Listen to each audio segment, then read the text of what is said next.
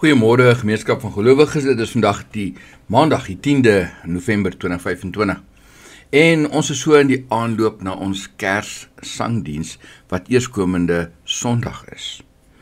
En soos wat ons maar gebruiklik is in ons gemeente, is dit 'n besonderse geleentheid. Ons dink aan baie dinge, ons gesels saam en in hierdie week, wanneer ons trouwens voorberei vir Sondag, is dit nogal belangrik om net so 'n bietjie te fokus op wat Sondag gaan gebeur, want ons Kerssangdiens in die gemeente is baie meer as maar net 'n Kerssangdiens.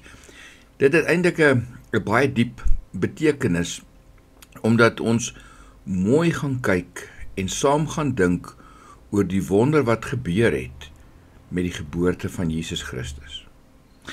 In die kerk fokus ons baie keer op die wonderlike van die bevryding wat Jesus gebring het met sy lyding en sy dood en sy opstanding. Maar as hy in eerste plek nie gebore was soos 'n gewone mens, soos ek en jy nie, dan sou niks hiervan enigstens gebeur het nie. En dit maak die Kerstydperk ook eintlik iets besonders en gee dit so 'n bietjie van 'n ander kleur. Ons is gewoond om hiervan, deesdae amper einde Oktober af, oral Kersversierings in die winkels te sien en al die dinge wat gebeur en opgewonde te raak en die kinders dink aan die geskenke wat met Kersfees kom. Maar eintlik lê die betekenis daarvan baie dieper. En as ons vanmôre net so 'n klein stukkie lees uit 'n Ou Testamentiese gedeelte, dan wil dit vir ons net iets reflekteer van God se goedheid. Psalm 107. Daar staan: Loof die Here, want hy is goed. Aan sy liefde is daar geen einde nie. So moet die mense sê wat deur die Here bevry is, die wat hy uit hulle nood bevry het en uit baie lande versamel het, uit die ooste en die weste, die noorde en die suide. Party was verdwaal in die woestyn in 'n barre wêreld en kon die pad na 'n bewoonde stad nie kry nie. Hulle was honger en dors, hulle was uitgeput, maar in hulle nood het hulle na die Here geroep om hulp en hy het hulle gered uit hulle ellende. Hy het hulle op die regte pad gebring en by 'n bewoonde stad laat uitkom.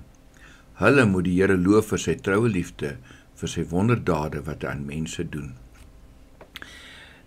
Besonderse Psalm.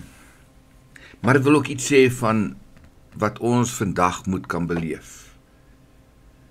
Vers 1 sê: So moet die mense sê wat deur die Here bevry is.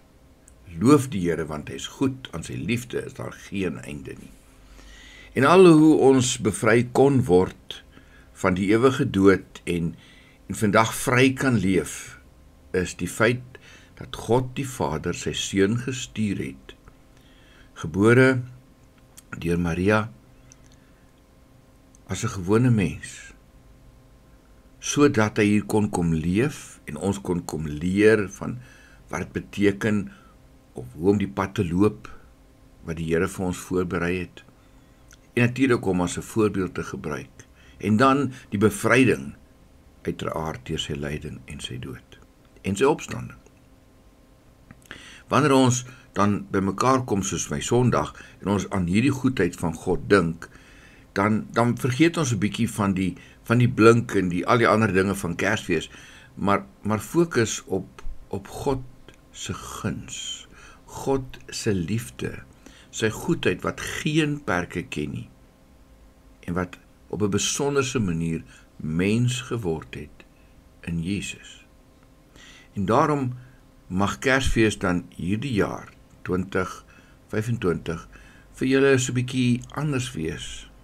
Die fokus meer gerig op Jesus as op al die menslike dinge wat natuurlik saamgaan met die vreugde van Kersfees.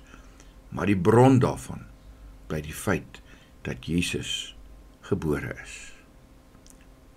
Amen. Here Jesus, dankie dat U bereid was om mens te geword het. Mag ons in hierdie week en veral dan in Sondag op 'n besonderse manier daaraan dink en aan U die eer gee, die lof en die aanbidding, want U, Here, het mens geword. Amen.